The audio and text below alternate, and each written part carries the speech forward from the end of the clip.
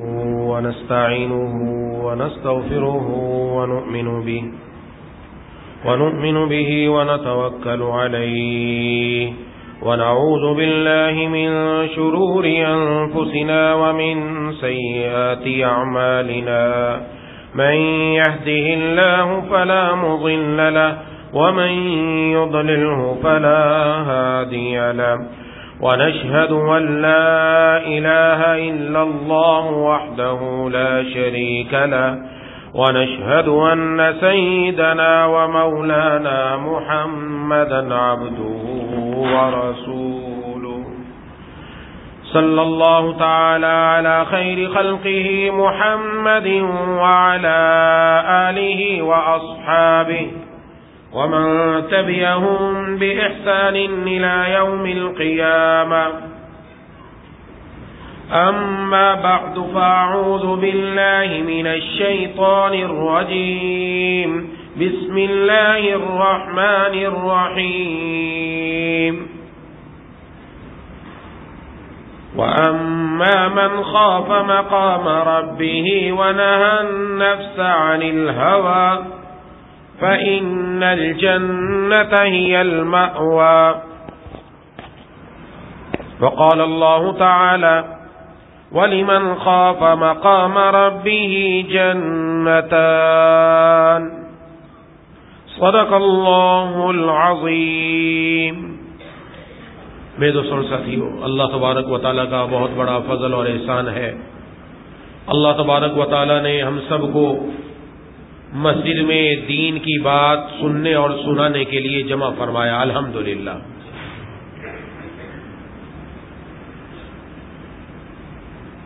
جس دن ہماری یہ ظاہر کی آنکھ بند ہوگی، من و مٹی نیچے جائیں گے، اس دن اندازہ ہوگا کہ جو وقت ہم نے دین کی بات سننے اور سنانے کے لیے لگایا، یہی وقت میرا اور آپ کا قیمتی بن گیا، الحمدللہ۔ اس رات سے متعلق ہمارے پاس معلومات الحمدللہ بہت ہیں، چند گزارشات عرض کرنی ہے۔ اللہ تبارک و تعالی کا دین محبوب کبریا خاتم الانبیاء سرکار دو عالم صلی اللہ علیہ وسلم جو ہمارے پاس لے کر آئے، اس کا حق صرف اتنا نہیں کہ ہم سال کی ایک دو راتیں جاگ کر یہ سمجھ لیں کہ اللہ کا حق ادا ہو گیا۔ اس رات میں اللہ کے سامنے آ کر اپنے گناہوں کی معافی مانگ کر رو کر یہ سمجھ لیں کہ شاید ہماری زندگی کا حق ادا ہو گیا۔ یہ تو روزانہ کی روٹین ہے، یہ تو روزانہ کی عادت ہے۔ ایک مسلمان کی ذمہ داری ہے کہ وہ 5 وقت اپنے رب کے در پر آ کر اپنا سر رب کے در پر جھکا کر اپنے اللہ سے معافی مانگے۔ یہ 5 وقت کی ذمہ داری ہے، ایک دن کی نہیں، ایک رات کی نہیں۔ اس لیے میں اور آپ پہلے سے عہد کر لیں کہ انشاءاللہ آج ہم اللہ سے عہد کر کے اٹھیں گے کہ مرتے دم تک اسی طرح مساجد کو آباد کریں گے انشاءاللہ، اسی طرح اللہ کے در پر آتے رہیں گے انشاءاللہ۔ یہ یاد رکھیے، اصل چیز اللہ تبارک و تعالیٰ کی رضا ہے۔ اصل وہ وقت قیمتی بن جاتا ہے جو اللہ تبارک و تعالیٰ کی عبادت میں لگ جائے۔ اس لیے اب ہم نے اپنی زندگی کو بدلنا ہے، اپنی زندگی کی ترجیحات کو بدلنا ہے۔ اللہ تبارک و تعالی ماں سے بڑھ کر بندوں سے پیار کرنے والے، ماں بھی اتنی جلدی راضی نہیں ہوتی جتنی جلدی اللہ اپنے بندے سے راضی ہو جاتے ہیں۔ ماں بھی اپنے بچے کو اتنی جلدی معاف نہیں کرتی جتنی جلدی اللہ اپنے بندے کو معاف کر دیتے ہیں۔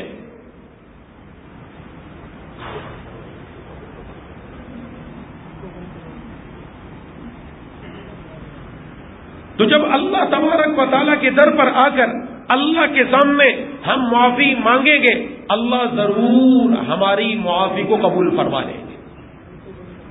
حدیث شریف میں ہے، جناب نبی کریم صلی اللہ علیہ وسلم نے ارشاد فرمایا، بندہ اللہ کے در پر آیا، آ کر اللہ سے معافی مانگی، رب کے در پر آ کر اللہ تبارک و تعالیٰ کے سامنے آ کر آہوزاری کی، بندہ آیا، گناہ کتنے ہیں؟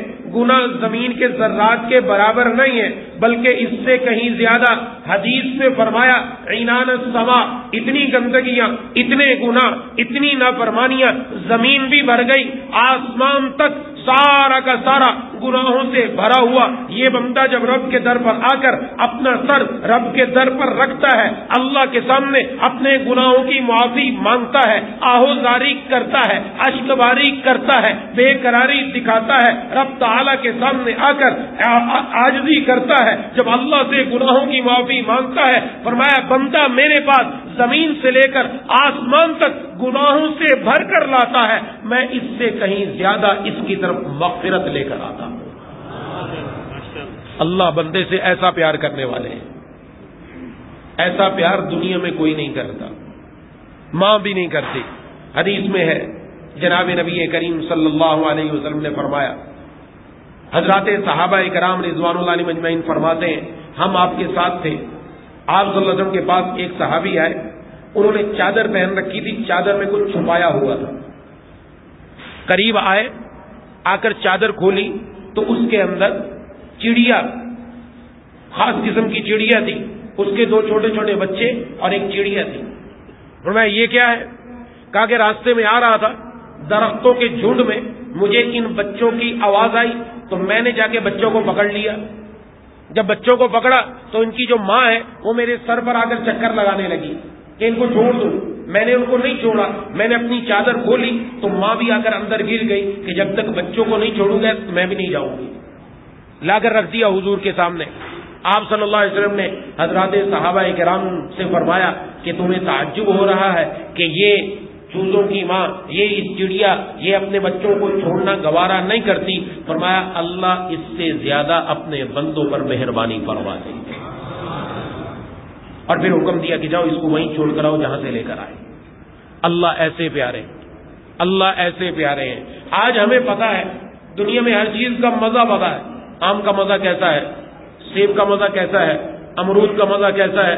ہم دنیا کے اندر مختلف مزے لیتے ہیں، اپنی زبان کے چٹخارے کو پورا کرتے ہیں، لیکن ان سب سے بڑھ کر اللہ تعالیٰ نے دین کے ہر کام میں ایک لطف رکھا۔ نماز کے اندر قیام کا مزہ کچھ اور ہے، رکوع کا مزہ کچھ اور ہے، سجدے کے اندر چلے جائیں تو سبحان اللہ وہاں کا لطف بھی کچھ اور ہے۔ جب بندہ رب کا قرآن کھولتا ہے، رب کے قرآن کو دیکھتا ہے، پڑھنا شروع کرتا ہے، آنکھوں کا لطف اور، زبان کا مزہ اور، کانوں کا سرور اور، یہ سارا کا سارا اللہ یہ لطف عطا فرماتے ہیں۔ جب بندہ رب کے در پر چلتا ہے اللہ یہ سارا لطف دیتے ہیں۔ ہم کہتے ہیں میں نے قرآن پڑھا، میں نے اللہ کا نام لیا، میں تو صبح شام تسبیح کرتا ہوں، مجھے تو پیار معلوم نہیں ہوتا، مجھے تو لطف نہیں آتا، مجھے تو مزہ معلوم نہیں ہوتا۔ کیا بات ہے؟ اس کو سمجھ لے، اگر کسی بچے کو، کسی بڑے کو ملیریا بخار ہو جائے، زبان کا ذائقہ خراب ہو جاتا ہے، جب تک یہ تندرست نہیں ہو جاتا اس کی زبان کا ذائقہ خراب رہتا ہے۔ اگر یہ کسٹرڈ بھی کھائے، اگر یہ چینی بھی کھائے، اس کو وہ بھی کڑوی معلوم ہوتی ہے، اس کی زبان کا ذائقہ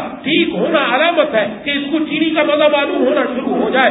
آج ہمیں گناہوں کا ملیریا ہو گیا، رب کی نافرمانی کا ملیریا ہو گیا، آنکھوں سے ہم نے اللہ کی نافرمانیاں کی، دلوں کے اندر حرام جذبات، حرام خواہشات، حرام صورتیں دلوں کے اندر رکھ لی، جس کی وجہ سے آج نمازوں میں کھڑا ہونے کا مزہ، رب کے سامنے سجدے کا مزہ، رب کے قرآن کے پڑھنے کا مزہ، اللہ کے نام کے پڑھنے کا مزہ نہیں آتا۔ خدا کی قسم جس دن ہماری زبان سے یہ گناہوں کا ملیریا بخار اتر جائے گا اس دن اللہ اپنے نام کا مزہ عطا فرما دیں گے۔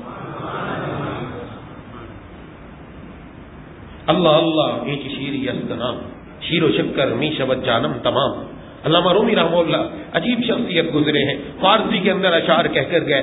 آج ان کی یہ کتاب علامہ رومی رحمہ اللہ کی پوری دنیا میں ہر زبان کے اندر بلا مبالغہ اس کا ترجمہ ہو چکا، جو انہوں نے اللہ کی محبت پھیلائی۔ کہا اللہ اللہ ہی شیریت کرام، شیر و شکر می شبت جانم تمام۔ اے اللہ آپ کا نام کتنا میٹھا ہے، جب میں کہتا ہوں اللہ ایسے لگتا ہے دودھ اور شکر دونوں گھول کر میرے جسم میں ملا دیے گئے ہیں، مجھے اپنے جسم کا بال بال شہد کا دریا معلوم ہوتا ہے، ایسے مجھے مزہ آتا ہے۔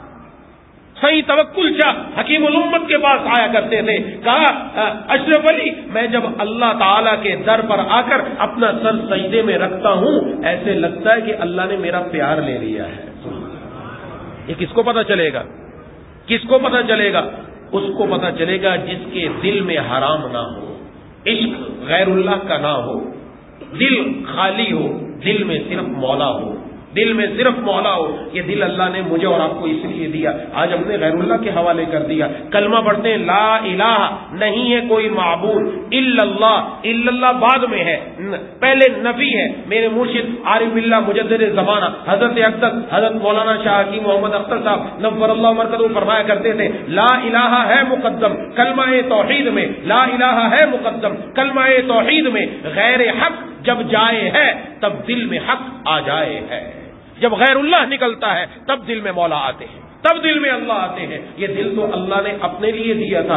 آج ہمارے خدا نخواستہ پلاٹ پر کسی کا قبضہ ہو جائے، زمین پر کسی کا قبضہ ہو جائے، فلیٹ پر کسی کا قبضہ ہو جائے، ہم سب کو جا کر کہتے ہیں میری زمین پر فلاں نے قبضہ کر لیا، میرا ساتھ دو۔ لوگ جمع ہوتے ہیں، اڑوس پڑوس کے بھی لوگ آتے ہیں، عدالت میں جا کر ہمارے حق میں گواہی دیتے ہیں، ہم اس کا قبضہ چھڑواتے ہیں، وہ زمین اپنے نام کرواتے ہیں، وہ پلاٹ اپنے نام کرواتے ہیں۔ ارے اللہ تبارک و تعالیٰ نے یہ دل تو اس لیے دیا تھا، یہ دل میرے رہنے کی جگہ ہے۔ آج ہم نے اس پر غیر اللہ کا قبضہ کروا رکھا ہے، آج اس پر مال و دولت کا قبضہ ہے، آج اس پر دنیا کا قبضہ ہے، آج اس پر عشق مجازی کا قبضہ ہے، آج اس پر یوٹیوب اور فیس بک کا قبضہ ہے، آج اس پر اسمارٹ فون کا قبضہ ہے، آج اس پر گانوں کا قبضہ ہے۔ اس پر ہم نے خود قبضہ کروایا اور پھر قبضہ چھڑوانے کے لیے بھی تیار نہیں ہے کہ اس دل کا قبضہ چھڑوا کر اس دل کو مولا کے ہی حوالے کر دیا جائے۔ یہ دل تو اس لیے دیا، آپ سے کوئی تقاضا نہیں ہے، ایک ہی تقاضا ہے اپنا دل اپنے مولا کے حوالے کر دو۔ پھر دیکھو رب دیتے کیا ہے، اللہ کی رحمت برس رہی ہے، آج بھی برس رہی ہے اور مرتے دم تک برستی رہے گی۔ دنیا کے اندر بارش ہو رہی ہو اور اس بارش کے اندر آپ ایک چھوٹا سا چائے کا کپ الٹا کر کے رکھ دیں، الٹا رکھ دیں، ہزار بارش برسے، ہزار بارش برسے اس کے اوپر، اس کے اندر پانی نہیں جا سکتا، یہ پانی سے لبالب نہیں ہو سکتا، یہ بھر نہیں سکتا، یہ کب نہیں بھرے گا۔ لیکن اگر بارش ہلکی ہلکی بھی ہو رہی ہو، آپ اپنے گھر کا بڑا ٹب اٹھا کر سیدھا منہ کر کے رکھ دیں تو کچھ دیر کے بعد اس میں پانی جمع ہونا شروع ہو جائے گا۔ اللہ کی رحمت تو برس رہی ہے، مجھے اور آپ کو دیکھنا ہے میرے دل کا پیالے کا رخ بھی اللہ کی طرف ہے کہ نہیں ہے۔ ایسا تو نہیں کہ میرے دل کے پیالے کا رخ الٹ ہے۔ یہ دل الٹا کیوں ہوتا ہے؟ یہ دل الٹا تب ہوتا ہے جب بندہ اللہ کی نافرمانی کرتا ہے۔ جو کچھ یوٹیوب میں دیکھا، جو کچھ فیس بک پر دیکھا، جو کچھ رات کی تنہائیوں میں اپنے موبائل میں گندگی اور بے حیائی اور ننگی فلمیں دیکھی، خدا کی قسم ایسے نوجوان آ کر خود بتاتے ہیں کہ سجدے کے اندر بھی وہ ننگی اور گندی تصویریں ہماری آنکھوں کے سامنے ناچتی ہیں۔ یہ کون ہے؟ یہ مسلمان ہے، یہ مسلمان ہے جس کے سجدے کی کیفیت یہ ہو، اس کو مولا کیسے ملے گا؟ مولا جب تک نہیں آیا دل میں تو ابھی تک غیر ہے نا، غیر۔ اس موبائل سے اپنی جان چھڑوائے، ہم اس لیے نہیں آئے۔ آج سب سے زیادہ برباد ہمیں اس موبائل نے کر دی۔ گھر میں جائیں، والد کے پاس بھی وقت نہیں ہے، بیوی کے پاس بھی وقت نہیں ہے، دونوں اپنے گیم کا سکور پورا کر رہے ہیں، گیم کھیل رہے ہیں۔ بڑے بڑے ہو گئے آپ تو ماشاءاللہ، بچے نہیں رہے اب، بچوں کو بھی نہیں دینی چاہیے، آپ تو بڑے ہو گئے، آپ کی ذمہ داری کچھ اور ہے۔ والد بن کر والد بننا کیا ہے، والد کے ذمے حقوق کیا ہے، کوئی پتہ نہیں ہے۔ یہ تو پتہ ہے شادی کرو اور مزے سے کرو، اپنی پسند سے کرو، ہاں جس طرح سے ہو سکے کر لو۔ اس کے بعد نہیں پتا کہ اولاد ہو جائے تو اب کیا کرنا ہے، بیوی کو بھی نہیں پتا۔ کتنے گھروں کی شکایت ہے، وہ بیوی گھر میں کام کاج کر کے تھک گئی، بچے کو کہا تھوڑی دیر دیکھ لیں، کہا نہیں میرے گیم کا سکور پورا نہیں ہوا۔ ایسے بھی نوجوان موجود ہیں جنہوں نے اپنے والدین پر 1 روپیہ خرچ نہیں کیا، معلوم ہے مجھے، جانتا ہوں، 1 روپیہ نہیں خرچ کیا، اپنے گیم کا سکور پورا کرنے کے لیے 4 لاکھ روپیہ لگا دیا۔ آج یہی ہو رہا ہے۔ بعض ایسے جی ہم تو صبح سے شام تک ہمارے پاس 4-5 گھنٹے ہم گیم کھیل کر پیسہ کما رہے ہیں۔ واہ کیا شان ہے بھائی، آپ تو مسلمان تھے، اللہ کے بندے، آپ تو جوان تھے، آپ کو تو اللہ تبارک و تعالیٰ نے محبوب کبریا خاتم الانبیاء سرکار دو عالم صلی اللہ علیہ وسلم کی امت میں بنایا۔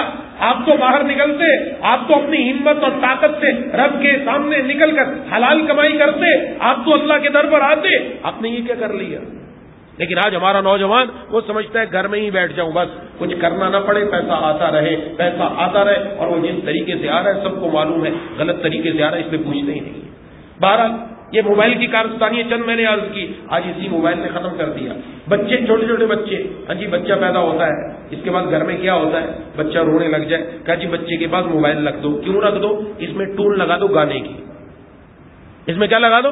ٹون لگا دو گانے کی. وہ جب بچہ تھوڑا سا بڑا ہوتا ہے نا تو وہ بھی ڈانس کرنے لگتا ہے, بڑے خوش ہوتے ہیں, نعوذ باللہ نعوذ باللہ, خوش ہوتے ہیں, باقاعدہ ٹک ٹاکر بن جاتے ہیں.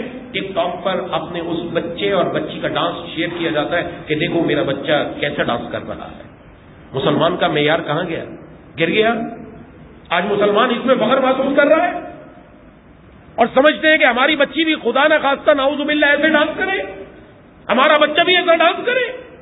کیا یہ خیال کیوں نہیں آیا دل کے اندر کہ میرے گھر میں اللہ نے بیٹا مجھے عطا کیا, بیٹی مجھے عطا کی, یہ ابھی پاک ہیں, ان کے دل کی تختی صاف ہے, ان کی آنکھوں نے گناہ نہیں کیے, ان کے کانوں نے گناہ نہیں کیے, ان کے دلوں میں ابھی تک گناہ نہیں ہوا, میں کیوں اس کو ناپاک کروں؟ یہ پاک پیدا ہوا, میں اس کو پاک رکھوں, میں اس کی آنکھوں کو پاک, اس کے کانوں کو پاک, اس کے دل کو پاک رکھوں. میں نے اس کے پاس قرآن کی تلاوت کیوں نہیں لگا دی؟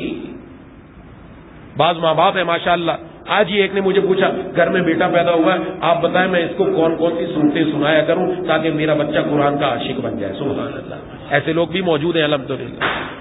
لیکن ایک بڑی تعداد صرف اپنی جان چھڑانے کے لیے گانا لگا دیا. اگر گانا نہیں لگاتے نا, قرآن کی تلاوت لگاتے, یہ بچہ قرآن کا عاشق بنتا اور بچہ آرام بھی کرتا, سوتا, مزے سے سوتا. اس رب کے قرآن کے سننے سے اس کے دل کے اندر اللہ لطف کے خزانے عطا فرما دیتے. ایسے لوگ موجود, ایسی مائیں موجود, ایسے بچے موجود جن کی ماؤں نے جس وقت وہ پیٹ میں تھا خوب تلاوت کی. بچے نے جب وہ عمر ہوئی اس کی قرآن کریم پڑھنے کی, 6 مہینے کے اندر قرآن کے حافظ بن گئے ماشاءاللہ. 4 مہینے میں قرآن کے حافظ بن گئے. کیوں؟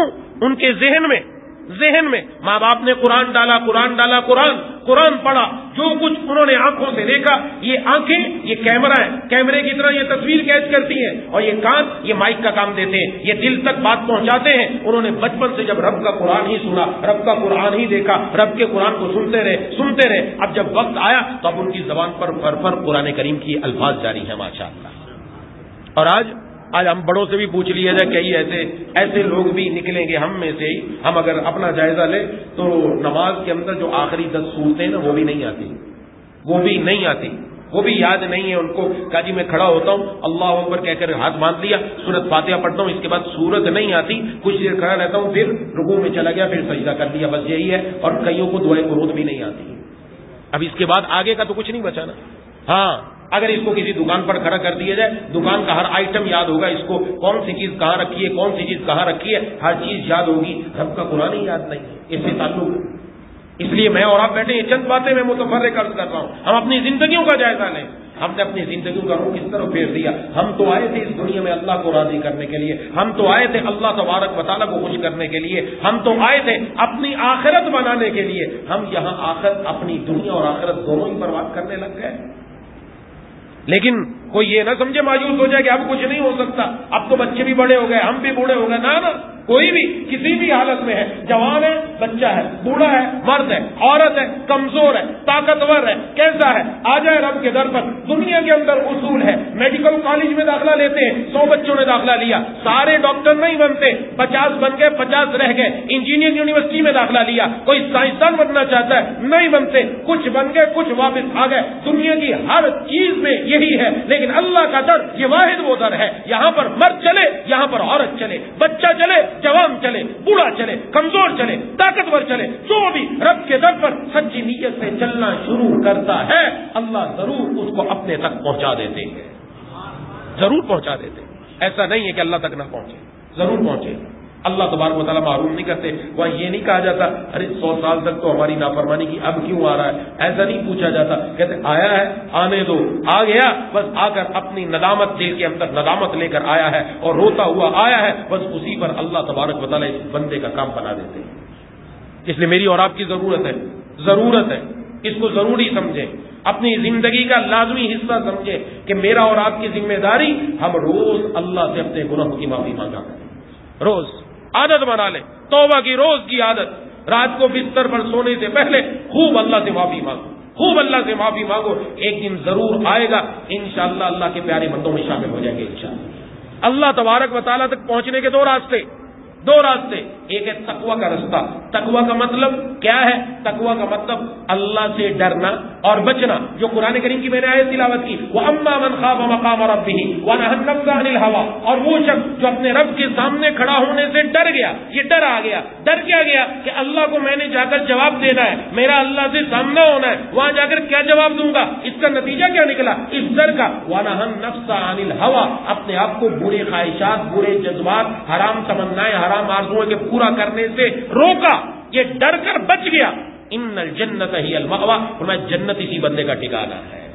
یہ دو کام ہے، آج یہی نہیں ہو رہا، بس ادھر گناہ کا تقاضا پیدا ہوا، ادھر ہم لیٹ جاتے ہیں کہ چلو، اور ایسے گناہ کر کر کے حالت کیفیت ایسے بن گئی کہ کمرے میں اکیلے بیٹھے ہوں، دروازہ بند کر کے کسی بھی کام میں لگا ہوا ہے، اور اچانک بلی بھی کودے نا، حرکت کر جاتا ہو کیا ہو گیا، بلی کے کودنے سے بھی ڈر جاتا ہے، کوئی باہر آگے جلدی جلدی موبائل چھپایا، ایک طرف کیا، جا کے باہر دیکھتا ہے کیا ہوا ہے، ورنہ مومن تو ایسا نہیں تھا، مومن تو ایسا تھا، اس کے دل کی کیفیت تو کچھ اور ہی تھی، اس کی دل کی کیفیت تو کچھ اور ہی تھی۔ حضرت جعفر اپنے ساتھیوں کو لے کر جب گئے اور ایک قلعے پر حملہ کیا، حملہ کر کے جب ان پر مسلمانوں نے حملہ کیا، وہ سب لوگ بھاگنے پر مجبور ہو گئے، قلعہ بند ہو گئے، قلعے کے اندر بادشاہ نے اپنی فوج کو بلایا، کہا میں نے تمہیں ہر قسم کا کھانا کھلایا، عمدہ سے عمدہ کھانا کھلایا، تمہارا بجٹ اتنا زیادہ، تمہیں میں نے طاقتور بنایا، تم لوگ کیا ہو، وہ لوگ جو آئے ہیں ان کے پاس تلواریں بھی پوری نہیں ہیں، وہ آتے ہیں تم دوڑ لگا دیتے ہو، ان کے سامنے کوئی ٹھہرنے کے لیے تیار نہیں ہوتا۔ ایک وزیر کھڑا ہوا، کہا جان کی امان ہو تو کچھ عرض کروں، کہا آپ بتاؤ